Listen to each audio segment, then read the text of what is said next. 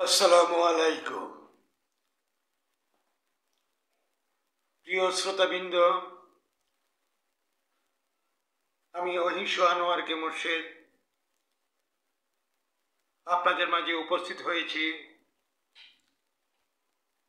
আপনারা জানেন, সারা দেশবাসী জানে, ফেনী এক সংসদীয় এলাকা। ফুলগাজী, পরশুরাম এবং ছাগলনাইয়া এই অঞ্চল প্রায়শই ভয়ঙ্কর বন্যায় আক্রান্ত হয় এবং এই অঞ্চলের মানুষগুলির জনজীবন অত্যন্ত দুর্বিষহ অবস্থা বিরাজমান। 5-6 মাস আগেও এমন এক বন্যার মুখোমুখি হয়েছিল ফুলগাজী পরশুরাম অঞ্চলের মানুষগুলি, যা শত বৎসরে কখনো ওই অঞ্চলে মানুষ তথা সমগ্র বাংলাদেশ কখনো এই ধরনের ভয়ঙ্কর বন্যা কখনো দেখেনি। সে বন্যার যে আঘাত, সে আঘাত সামলিয়ে জনজীবন এখনো স্বাভাবিক হয়ে ওঠেনি।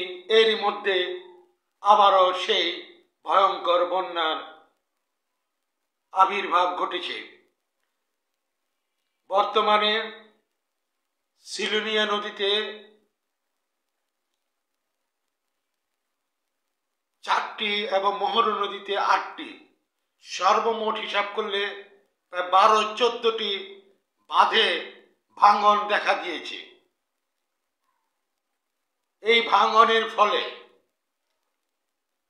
এবং মৌসুমী বৃষ্টিপাত, তার ভিতরে আসে পুরো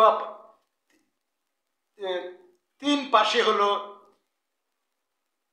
উঁচু পাহাড়ি অঞ্চল, সে পাহাড়ি ঢল, পাশাপাশি ছোটখাটো যে নদীগুলি আছে, যেমন গতিয়া নদী, কহুয়া নদী, এইসব নদীগুলি ভরাট হয়ে আছে বহু বছর আগ থেকে। বৃষ্টিপাত, বন্যা হলে পানি নামে না, খরার সময় পানি পাওয়া যায় না। এবং এরই প্রেক্ষিতে এই ফুলগাজী পরশুরাম এই অঞ্চলটার মানুষগুলি এই বন্যায় তাদের জীবনযাপন, জীবন মান, বেঁচে থাকার কঠিন হয়ে গেছে। বেঁচে থাকায় যেন দুর্বিষহ হয়ে উঠেছে। এই বন্যার হাত থেকে বাঁচানোর জন্য কোনো ধরনের সঠিক পদক্ষেপ এখনো নেওয়া হয়নি। বাঁধগুলির সংস্কার হয়, তথাকথিত সংস্কার, লুটপাটের সংস্কার, এবং তাই স্থায়ীভাবে চিন্তা করার, বাঁধগুলিকে স্থায়ীভাবে বাঁধার সেই চিন্তা কখনো কোনো সরকার করেনি। বর্তমানে তো কোনো সরকার আছে বল কিনা সেটাই সন্দেহ।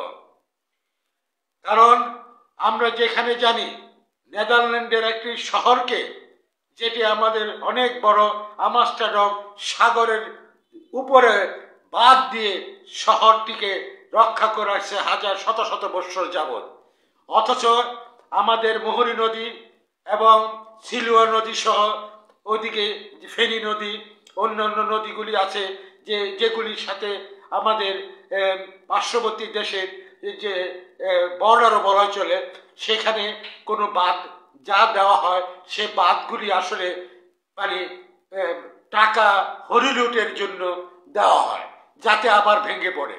এই ভাঙ্গা গড়ার খেলা চলতে চলতে এই অঞ্চলের মানুষগুলির জীবন সর্বনাশ।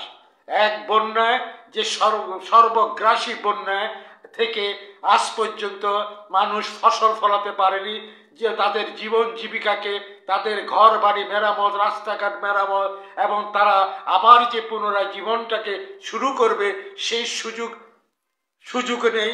তা গুছাতে গুছাতেই আবার প্রলয়ঙ্কারী বন্যার ঘটনা ঘটেছে।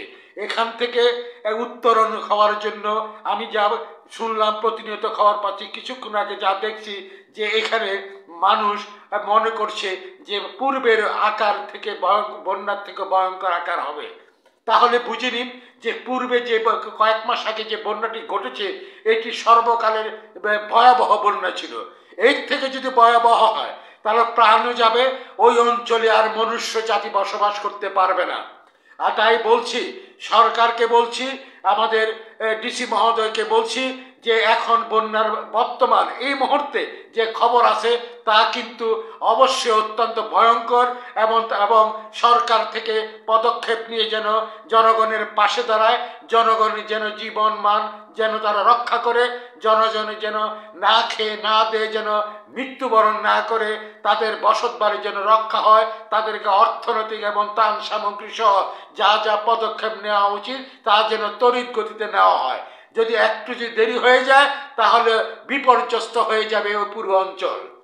তাই বলবো এই মুহূর্তে সবাই ফেনীর ফুলগাজী পরশুরাম অঞ্চলে যে বন্যাটি ঘটেছে ফেনী এক সংসদীয় এলাকায়, সেদিকে লক্ষ্য রাখুন, নজর দিন, অঞ্চল ফেনীকে বাঁচান, ফেনী এক এলাকার জনগোষ্ঠীকে বাঁচান। আর্তনাদ আর্তনাদ আপনারা শুনতে পাচ্ছেন না, আর্তনাদ হচ্ছে, তাদের হৃদয়ে রক্তক্ষরণ হচ্ছে, তাদের বেঁচে থাকার শেষ সম্বলটুকু থাকবে কিনা সন্দেহ। এই মুহূর্তে দরকার সরকারের শতভাগ সহযোগিতা, এবং সরকার শুধু নাকে তেল দিয়ে ঘুমালে চলবে না, ওই অঞ্চলে খবর রাখুন প্রতিনিয়ত। এটাই আমার আবেদন। আমি বাংলাদেশ কংগ্রেসের ফেনী জেলার আহ্বায়ক হিসেবে আমি ডিসি মহোদয়কে সহ এবং 3 উপজেলার যারা ইউনো আছেন, আপনারা তড়িৎ গতিতে পদক্ষেপ নিন, না হলে কিন্তু ব্যাপক ক্ষয়ক্ষতি হয়ে যাবে। এটিকে রক্ষা করুন। ভালো থাকুন, সুস্থ থাকুন। আল্লাহ হাফেজ।